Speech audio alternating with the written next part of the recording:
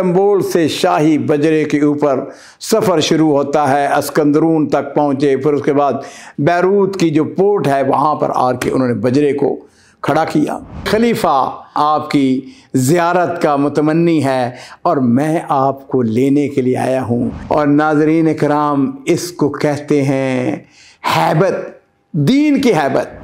अस्सलामु अलैकुम वरहमतुल्लाहि वबरकातुहू।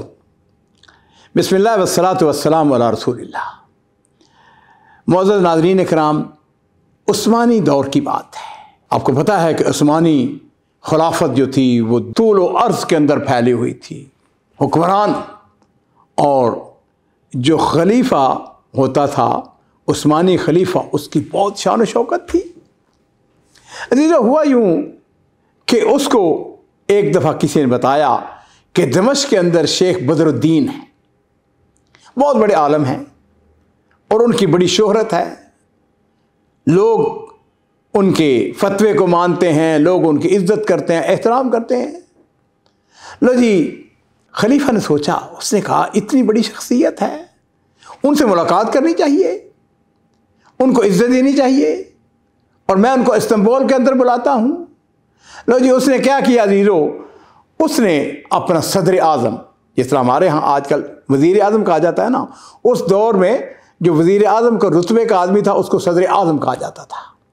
लो जी, उसने सदर आज़म को बुला लिया और उसने कहा ऐसा करो कि शाही बजरा ले जाओ और ऐसा करो दमिश्क जाओ, वहाँ के जो सबसे बड़े आलम दीन हैं शेख बदरुद्दीन, उनको जाके मेरा सलाम पेश करो और उनसे जाके कहो कि खलीफतुल मुस्लिमीन आपसे मुलाकात की तमन्ना रखते हैं, मैं आपको लेने के लिए आया हूँ। ऐसा करो कि अपने साथ जैश लेके जाओ, अपने साथ सिक्योरिटी लेके जाओ, अपने साथ फ़ौज के जो अफसरान हैं उनको लेके जाओ।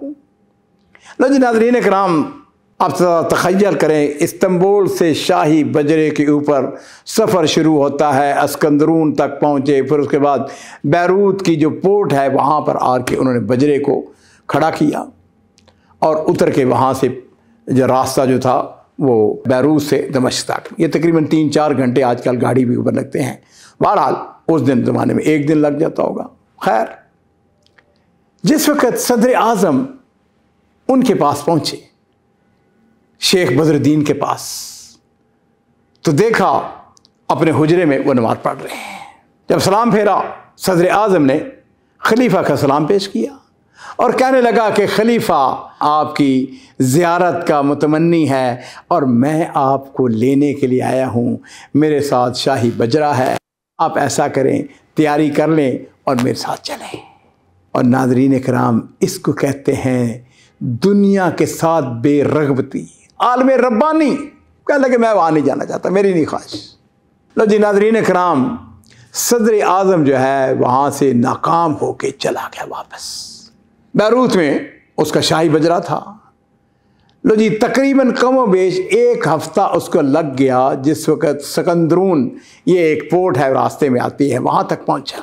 वहाँ पहुँच कर उसका ख्याल आया, उसने कहा कि मैं जाके अमीर अल मोमिनीन खलीफतुल मुस्लिमीन को क्या जवाब दूंगा, मैं उसे क्या कहूँगा कि मैं एक मौलवी को अपने साथ नहीं ला सका और मेरे साथ इतनी जैश है, मेरे साथ इतने आदमी हैं, मेरा हाशिया है, मुझे लाना है उनको, मैं खलीफा को नाराज़ नहीं कर सकता, ऐसा वापस चलते हैं। उसने हुक्म दिया, उसने कहा वापस चलो और हम उनको ज़बरदस्ती लेके आते हैं। लो जी नाज़रीन किराम, आप तख़य्युल करें, अस्कंदरून से लेकर बैरूत तक 1 हफ़्ता और फिर चंद दिन का सफ़र बैरूत से लेकर दमिश्क तक। और सुबहान अल्लाह, जिस वक़्त वो वहाँ पर पहुँचा तो उसने जाके देखा कि शेख बदरुद्दीन जो हैं, सुबहान अल्लाह, फिर नमाज़ पढ़ रहे थे, नमाज की हालत में। जब उन्होंने सलाम फेरा तो उन्होंने उसको देखा, सदर आज़म को, कहने लगे हमने तो तुमको अलविदा कर दिया था, तुम तो चले गए थे, फिर वापस आ गए हो। और नाज़रीन किराम, इसको कहते हैं हैबत, दीन की हैबत। उसके ऊपर हैबत तारी हो गई, तकवा, हैबतुल अखलास, खौफ मिन अल्लाह, ज़ुहद। अजीज़ो, ये जो सदर आज़म था उसने उनके हाथ को पकड़ कर चूमा और कहने लगा, नसी तो अन अकब्बिला यदका या सैयदी, मेरे आका, मैं अलविदा होने से पहले आपके हाथ का बोसा लेना भूल गया था। मैं इसलिए वापस आया हूँ कि मैं आपके हाथ को बोसा दूँ। नाज़रीन इकराम, ये उलमाए रब्बानी थे, ये बड़े लोग थे।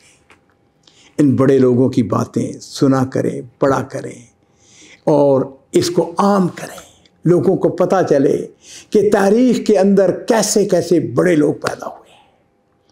नाज़रीन इकराम, हमारा वाक़या ख़त्म हो चुका है, लेकिन मैं क्यों ना आपसे कहूँ कि हमारा जो चैनल है इसको सब्सक्राइब करें और ये जो वाक़यात हैं इनको दूसरे साथियों तक, और उसके साथ साथ आप अपने कमेंट्स इन वाक़यात के बारे में आपके तसरात क्या हैं, आप क्या कहते हैं।